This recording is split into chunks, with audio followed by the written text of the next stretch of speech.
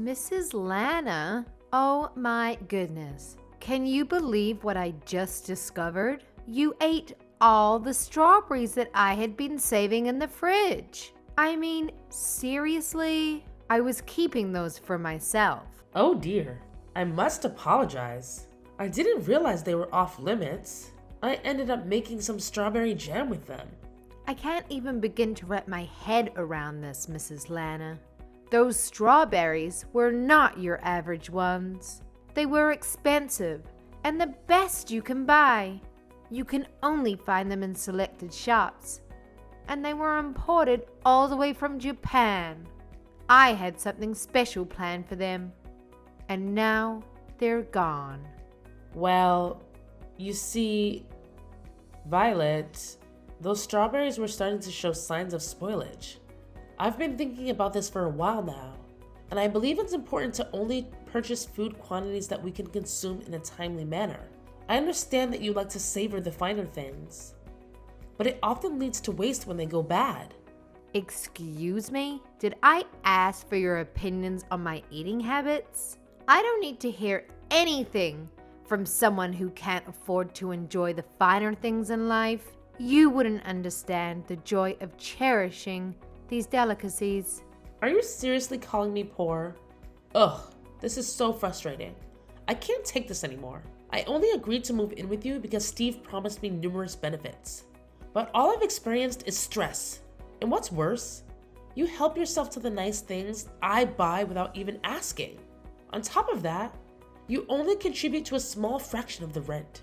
And to top it all off, you don't even appreciate your daughter-in-law, despite everything she does for you. I'm sorry, but what exactly have you done for me? I let you live with me. I graciously opened my home to you. Didn't Steve mention that he wanted us to live together before the two of you got married? That's beside the point. I can't take this anymore. I've reached my limit. I've decided that I'm done playing the role of the sweet, submissive housewife. From now on, I'm going to prioritize taking care of myself and my own needs. Have you ever really been kind to me, Violet? You claim to be a devoted housewife, always trying to impress Steve. But the truth is, I'm the one who ends up doing most of the housework while you lounge on the couch, endlessly scrolling through your phone. Shut your mouth, you peasant. Don't you dare speak to me like that. You need to keep in mind that the only reason that you have a place to live is because my husband and I are kind enough to provide for you.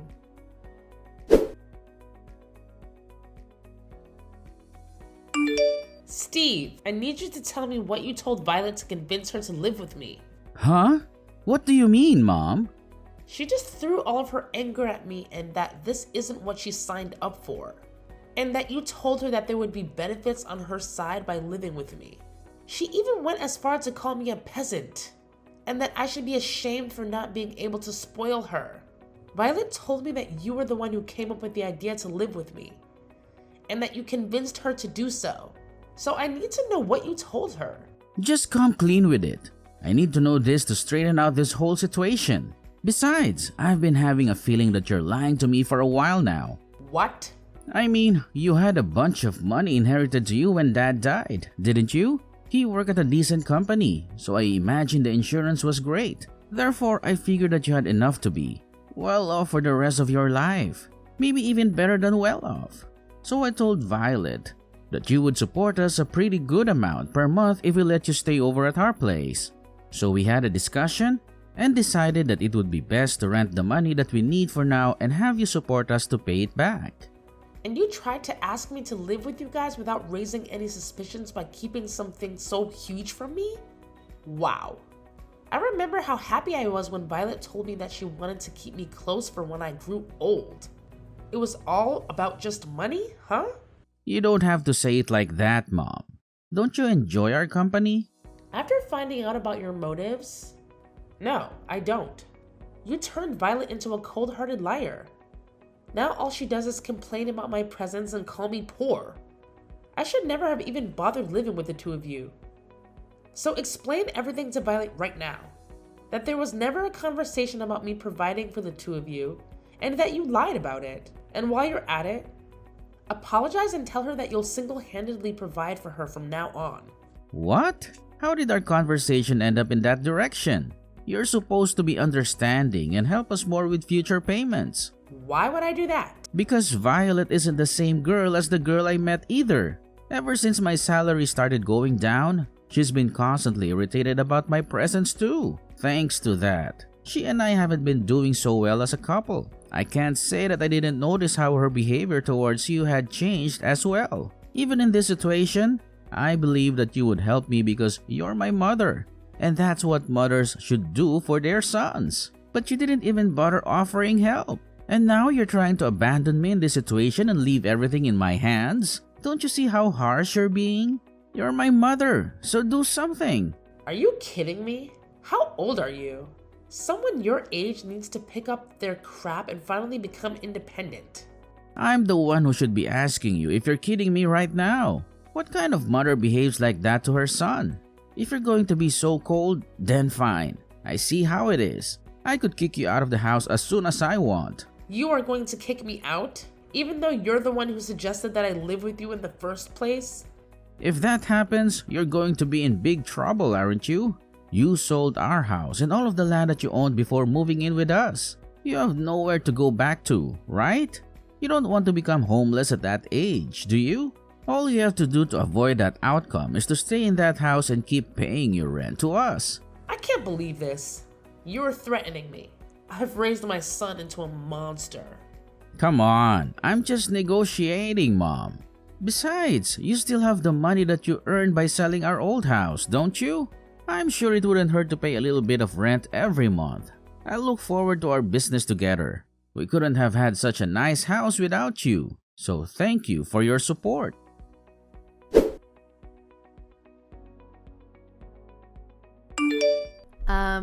When are you going to pay rent for this month? Steve told me that you would be paying $3,000 for rent every month. Why have you still not paid us? What? $3,000? What kind of joke is that? Are you telling me that Steve lied to me again? Why does he always lie? To get out of trouble? He knows that he's going to get caught. Never mind. Then I'll just tell you myself. Steve and I will be asking for $3,000 each month for rent from now on. Are we clear? You can manage to do that, right? No, I can't. I already pay an amount that will pay well over my expenses in a month. And now you're asking for $3,000 a month? I'm only paying the same amount that I used to. $1,000 for each month is enough. I guess this means our negotiation has failed. I'll pack up your things and leave them outside. Best to gather your things and leave. Please. What? This is your last chance to change your mind. If you oblige to pay $3,000 every month, then we'll let this incident slide. I won't throw you or your things out. So what's it gonna be? Are you going to pay the $3,000 each month as rent? Or are you going to be homeless and spend your nights on a bench in a park? Feel free to make the choices that fit your preference. Haha. I can't believe you. You can't just kick someone out like that. As you've already figured out by now, I'm barely getting by at this point, thanks to your dumb little son, who couldn't manage to keep his job. We don't have the option to keep another mouth to feed for free. You don't keep me around for free. I pay my part of the expenses. And you say that you don't have the option? But I don't see you getting a job either. Stop arguing with me. My job is to take care of the house. I'm not going to go out and work like a peasant, so you need to pay rent and be accountable for that. How does that make any sense? But you choose to ignore our needs and neglect your part in supporting us. Have you used up all of the money that you had from selling your house already? It's my money and I get to use it however I want. How selfish can you be? You use all of your money for yourself while your son and daughter-in-law are struggling to get by? I can't imagine how easy it must be to rely on someone else to live while not making any contributions whatsoever. But that ends now. If you can't pay your rent, then get out of my house this instant. So that's all I was to you, huh? You never cared about me. You just wanted to use me as an ATM. Well, then, I'm glad to leave. Shut up, you poor old hag. I mean, what else did you expect from us? The only good that you do is pay us. So I think it's fair that we only see you as an ATM. You're not worth the space in our house. You need to leave and never show up ever again. There's literally no point in letting you live with us, you parasite. I guess I'll move into the luxury nursery home with a built-in country club in the town next door. Seriously? I guess he got his habit of lying from you. I'm being serious. And where on earth do you think you're going to get the money for that? I have every single cent that I need to afford it. I currently have $2 million worth of assets. So you can probably do the math that I have enough to spend a lifetime in a nice place like that. 2 million? How? I think I'll get going now. I promised my friend that we would go somewhere to have tea together. So I'll go do that. As a matter of fact, I'll stay at a friend's house tonight. So please leave my things at your front door. I'll be moving into my dream environment after that. So you won't have to see me ever again. I can't tell if you're joking. You're kidding about the $2 million, right? Even if your husband passed away and left an inheritance, $2 million is unrealistic. Oh, it's not my husband's. I made it myself when I was younger. What? Yes, I bought some real estate with the money that my husband left behind. So I have $5 million if you include that. I hit the jackpot with the apartment I bought and started renting out. You have $5 million. How? Because I plan ahead and save up money before I make financial decisions. Unlike your dumb little husband. This whole situation doesn't make any sense. Even your son hasn't told me anything about money like that. I'm sure he'd be aware if you had assets like that. I've actually never mentioned it to him before. I sold the company that I was running at the time, as soon as he was born. So you sold your company? You're trying to tell me that you were a business owner? Yes, that's exactly what I'm trying to tell you. I was a big risk taker when I was younger. I started lots of businesses and most of them failed. But one of them really took off, and it expanded to a pretty good scale. I can't believe this. I married my husband right after that though. So I ended up selling the company for a pretty good dime. I found it more important to marry and devote myself to the love of my life. Therefore, I sacrificed the potential of becoming a billionaire to pursue it. How could you sell your company for a reason like that? Are you stupid? Do you think so? Because through my eyes, it seems like you and I are doing the exact same things. Quitting our jobs to become housewives. I just wanted to support my husband with everything I had. So I did exactly that. He was very kind, but he had trouble balancing his tasks. So I had to step in all of the time. And I enjoyed it a lot. The money that I got was just a bonus. And that's how you got $2 million. Exactly. So that's probably why Steve never mentioned it to you. He simply only knew me as a housewife. The subject just never came up because we were all happy with the situation that I created. Honestly, my brain can't keep up with all of this. Then you can look it up on the internet tonight. The company is still pretty large in scale. I'm sure you can find my Wikipedia or something as its founder.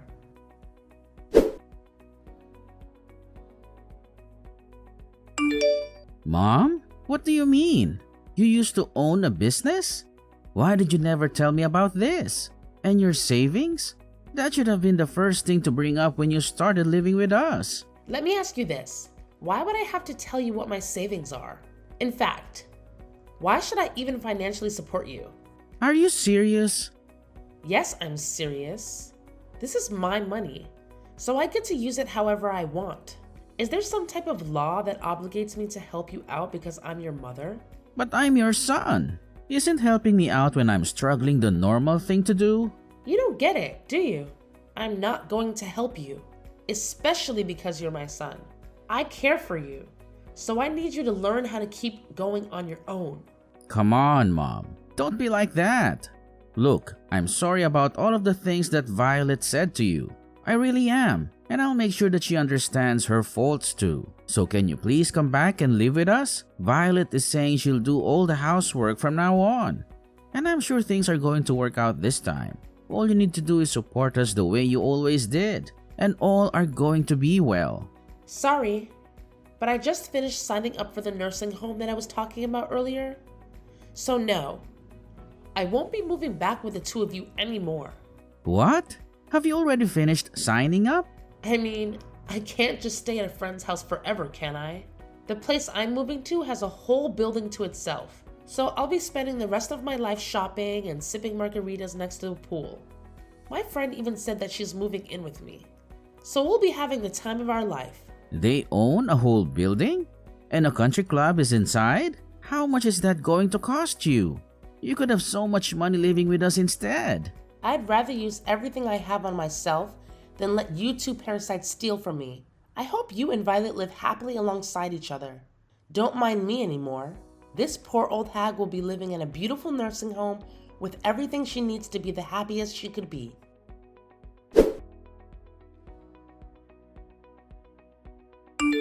Mrs. Lana, what have you done?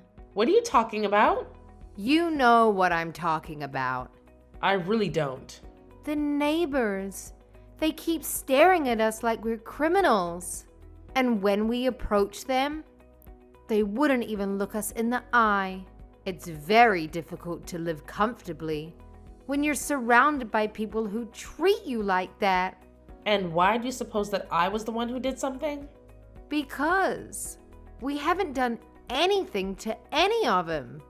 And this all started since you left our house.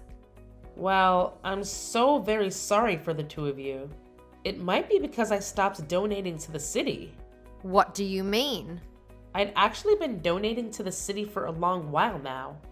You know, giving back to the community feels great. So I'd make large donations towards schools in this area. I also donated all of the money that was used for the furniture of the city hall. That was built up a while ago. I'd make donations like the above every year. You do all of that for people you've never even met, but you still can't pay for our house? How is that fair? Because a couple of adults should be able to account for their own expenses on their own. I lived in that city and the responsibility was partially mine. So even though I'm not strong enough to participate in volunteer activities, I contribute by using my wealth for the good. But now that I've left that town, I've stopped making those donations. It's not my responsibility anymore. What are we supposed to do now? Everyone knows that the two of us were the reason you had to leave. So everyone in the city thinks we are a nuisance? I mean, there aren't many people who are capable of making donations that scale every year, so I guess there won't be anyone to replace me, but it's none of my business anymore. And I have to go easy on spending to keep living in this environment. So all I can say is good luck. What do you mean, good luck? How are we going to keep living here if every single person hates us? Please, come back to town. There's no way on earth that I will ever go back. I mean, who in their right mind would leave a living dream to go back to live with a crappy married couple? If the donations are the problem, then why don't you two just make the donations instead of me?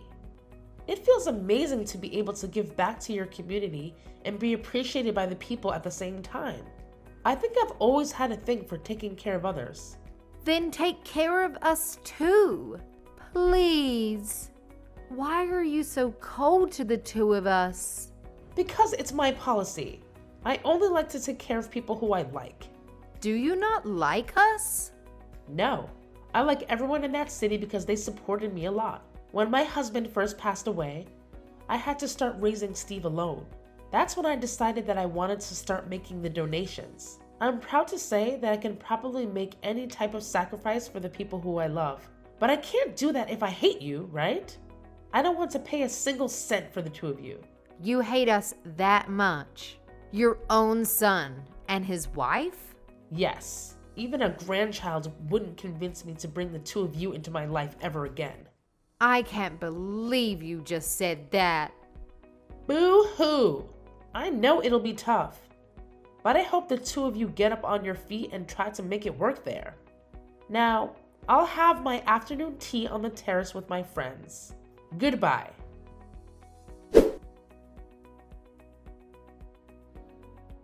After that whole ordeal, let me tell you, I wasted no time. I immediately scheduled a meeting with my lawyer, and together we crafted a rock-solid will that laid out my final wishes. You know what I decided? I made it crystal clear that every single penny in my name would be donated to non-profit organizations from all corners of the globe. Talk about making a difference. As soon as I sent out the letters notifying these incredible organizations about my intentions, something amazing happened. Steve and Violet, the dynamic duo who had been bombarding me with desperate emails, suddenly went quiet. It's like a switch had been flipped. And they finally realized it was time to step up and take charge of their own lives. Can you believe it?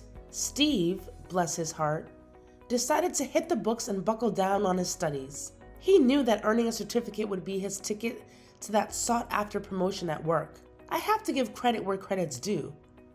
He really put in the effort to better himself. And Violet? Well, she surprised us all by snagging a part-time gig at a local cafe. That's right. She's finally out there hustling and bringing in some extra dough. But here's my thing, my friend. Despite their newfound determination, it seems the city gossip mill is still churning away. People love to talk, don't they? They're whispering all sorts of not-so-nice things behind Steve and Violet's backs. It's a shame, really. But you know what? They're not letting that get to them. They're putting on a brave face and doing their best to earn back their rightful place in the community. I genuinely hope that everything works out for them. I hope they can look back one day and feel a sense of pride in what they've achieved. Life has a funny way of throwing curveballs at us, but sometimes it's those very challenges that push us to grow and become better versions of ourselves. So here's to Steve and Violet. May they find their way and create a future they can truly be proud of. Cheers to that.